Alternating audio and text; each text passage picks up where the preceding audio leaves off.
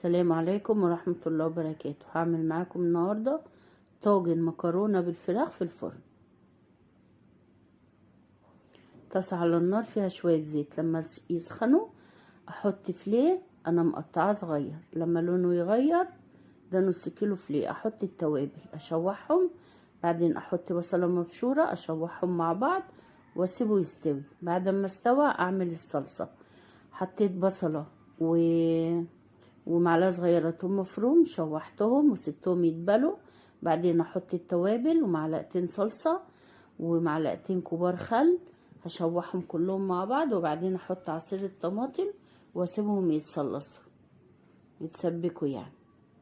بعد كده هسلق المكرونه بس ما اسويهاش على الاخر، هسيبها نيه شويه. بعدين احط لها صلصه واقلبها كلها على بعضها. بعدين اجيب الطاجن